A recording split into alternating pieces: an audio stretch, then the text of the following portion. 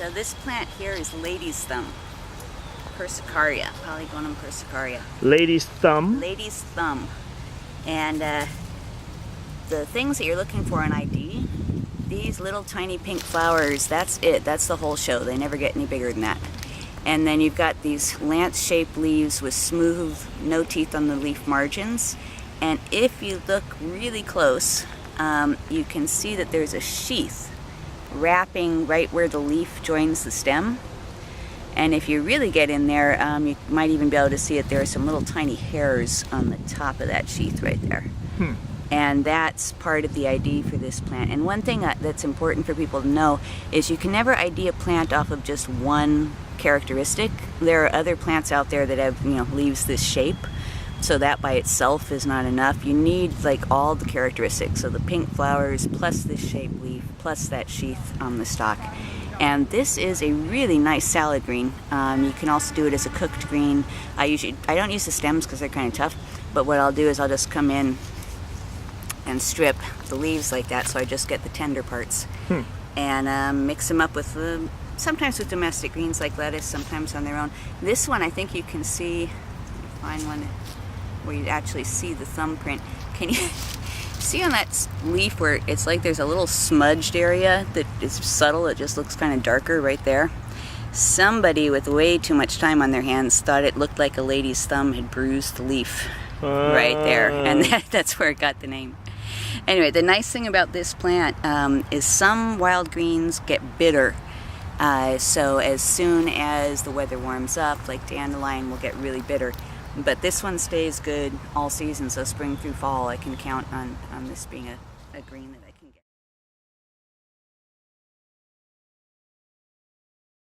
My name is Emory M. Jr., and this is Exercise and Movement Techniques, and today I'm very fortunate to be here with Leda Meredith, and thank you so much for doing this. Thanks for asking. And you are an expert in?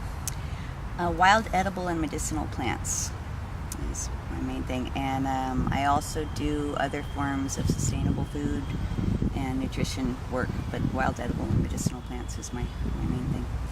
Well, I find that fascinating. It's actually one of the subjects that I want to dive into at this point, and I've always wanted to. I shared with you before that I have a history in my family of that, and it kind of skipped a generation, and so I kind of want to go back in there, and so you'll be seeing a lot more of me. Good. Good. Well, as you know, I do foraging tours here in Brooklyn all the time, and at the New York Botanical Garden, at the Brooklyn Botanic Garden, anywhere I can find a green space in the city. I even have had community gardens bring me in to tell them, like, what have we got? That's awesome. From the different, because a lot of things that people think are weeds, I guess, they are weeds, but they're also great medicine, or they're great food, and people don't know that. Sure. And what you said about it skipping a generation, I feel like that's a really important part of me getting the word out about these plants, because we are in danger of losing that knowledge. Yes. And so it's important for people to recover that knowledge and pass it on. It is, and it's also where advancements from science have come from in the field of medicine originally, and still, we have scientists in the rainforest now looking for cures for cancer and other things. And also, from my work as a mover, as an exercise teacher, as a therapist, I'm always, soft tissue injuries are a big deal. They're very common. And for me, I don't really find them to be that much of a challenge to heal or set up a therapy for them. But I'm always looking for something that's more effective, something topical, or something right that over can... there. There's a plant right there. Is that the plantain? That's a plantain, and that is good for bruises. I can't show you that right now. So. But it's like, there's another one right there. You have to chew that, right? The best way to do it is if people aren't squeamish about it, is what's called a spit poultice, which basically is you chew it up a little bit and then stick it straight on. Plantain is not so much for sore muscle type stuff, but bruises definitely. Any kind of skin scratch, blister, any topical something like that. Bug bites, I use it out in the field all the time for mosquito bites and scratches, and it's... Well, that's good to know, because Brooklyn has become mosquito heaven, but that's another discussion. Yes, that's another discussion. Why the that Brooklyn is, bugs are bad. Right, why that Yes. has become an issue now. Yeah.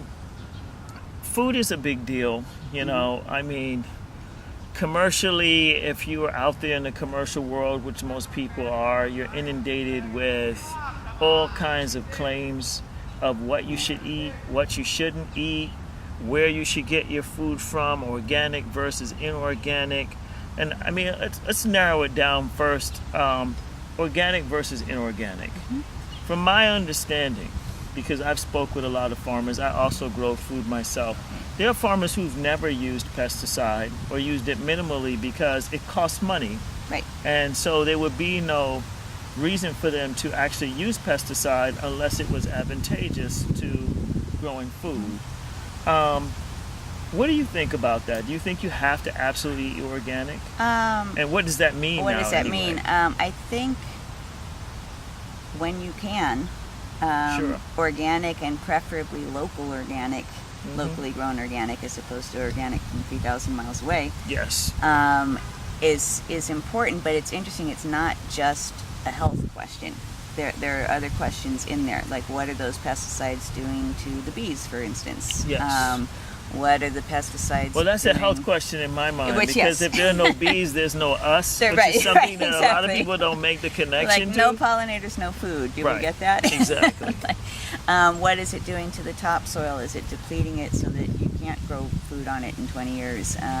So there are all these questions in addition to what is it actually doing in my body Sure. when it comes in. What's the carbon footprint of, okay, it was organically grown, but if it was flown from California to Brooklyn, that's a lot of fossil fuel getting burned for Yes, that. it is. So it's complicated, and I think people they get to the the store and they kind of freeze in front of the choices and Sure. what do I do? I personally I do organic as much as I possibly can. Sure. But I don't necessarily go by the label, and I'll talk to my farmers. A lot of As them, do I. besides that the pesticides are expensive, it's expensive to get certified as an organic farm. And so a lot of them actually are growing organically, but they just don't have that certification. Right. And so I talk to them and I try to find out, how are you growing this stuff? There's something I'm sure you know called IPM, which is Integrated Pest Management. And it's kind of a halfway thing where the farmer tries to grow 100% organic, but if there's like a plague of some beetle Right. or something that Sure, they can't sure. handle, they reserve the right to use the pesticides in an emergency. That's different than industrial farming, where they just spray on a schedule if there's a problem or not. Sure. That's a different thing. So, my own choice is local organic whenever possible, and the wild food fits into that because it's organic and you don't get more local than that. So, it's about as local as you can get. And these plants are survivors, and I do feel like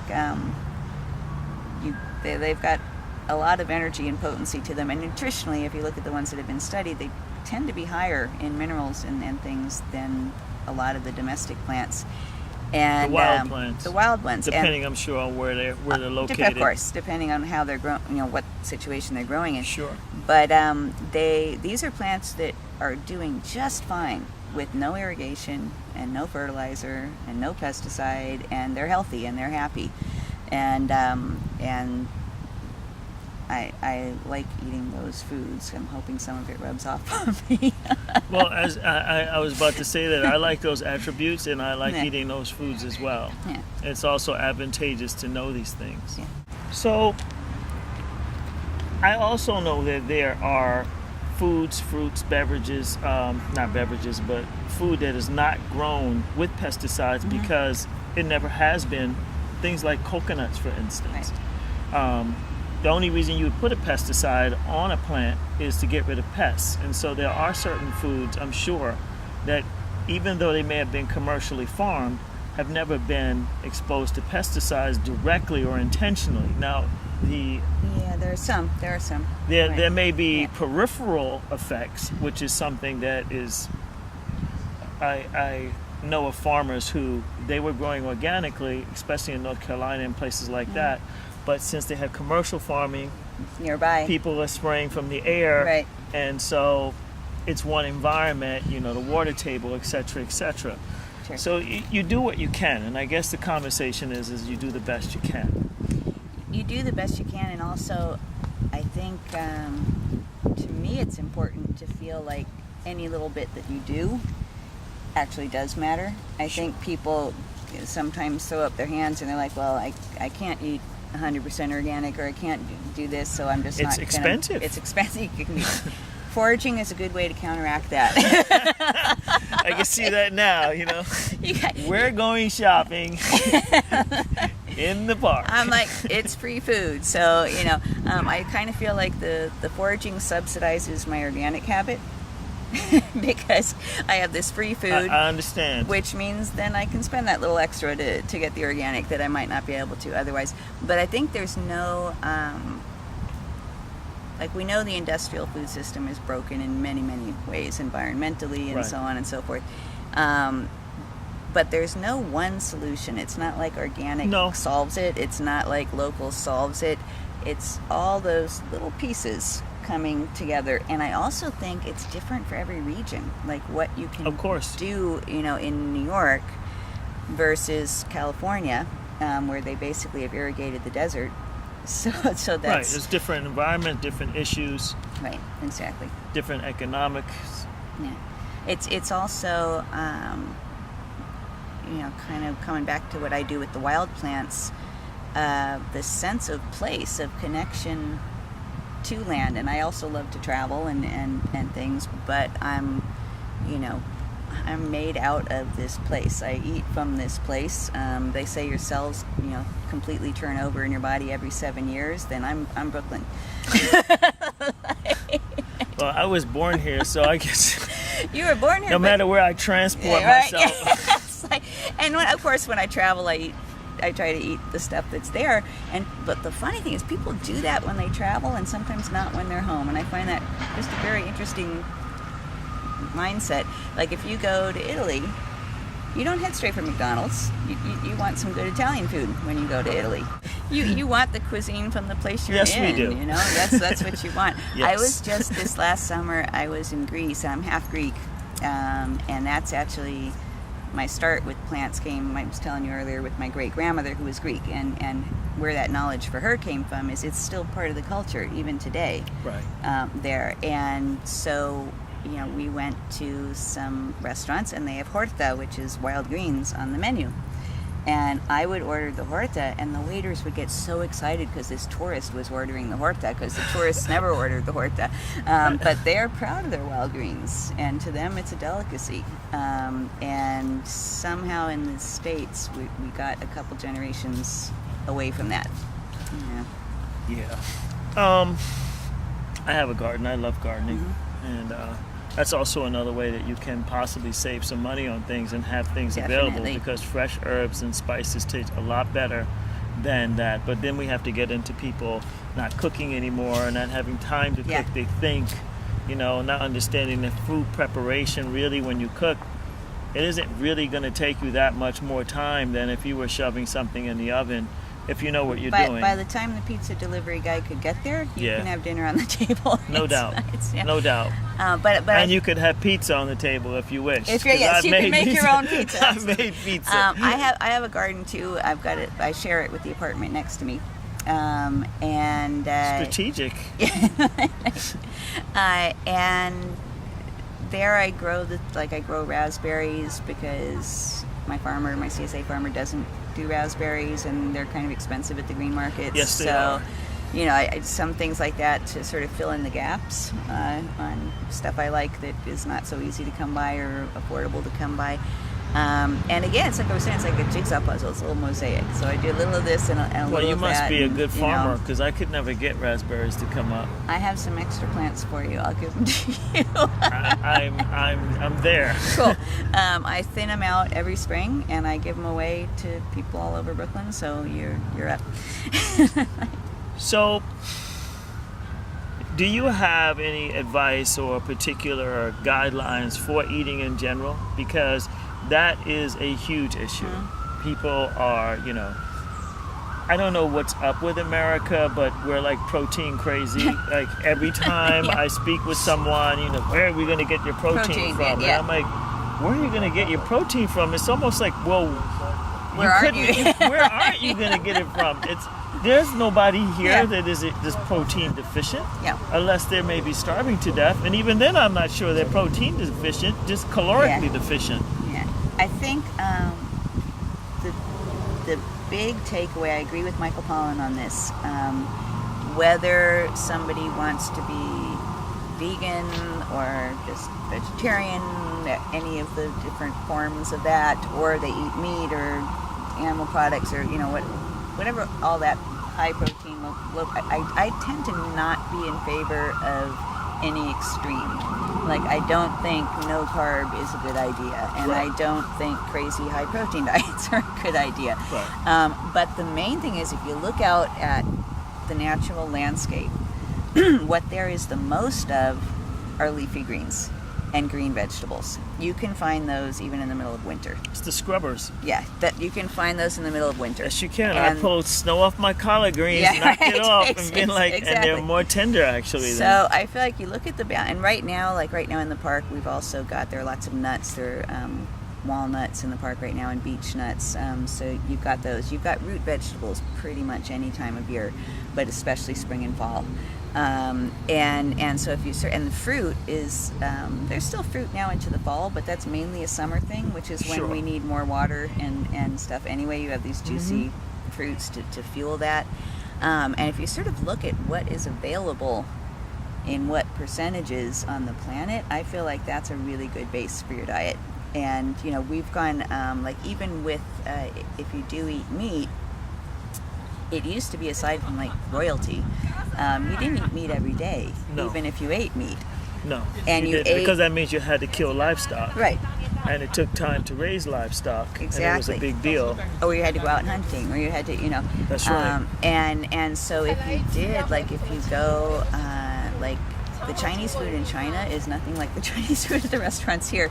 And what you basically get is a bunch of vegetables and rice with a little tiny bit of meat for flavoring in there, and it's like a seasoning. It's not really like the main, it's not General Tso's chicken or whatever. That. Well, the only thing, my thought process with because I also do eat a lot of leafy greens, like the scrubbers, that's what keeps you clean. But calorically, because I'm so active, if I were to only eat that, no, you need something else. It would drive me insane. But I totally agree with you. As that has the base, it cleans you. Yeah. And it also brings in nutrients and things that you need. And absolutely, if you're active, I spent 30 years as a professional dancer, and you can't just live on salad, and be doing that. No, even though some dancers have tried. Some dancers have tried. Sadly Unfortunately, true. Sad, we both true. know that. But that should always, those green foods should always be there, because that is what's always there year round, in any place. That's something you can count on being there. And wait for the strollers to Yeah. by.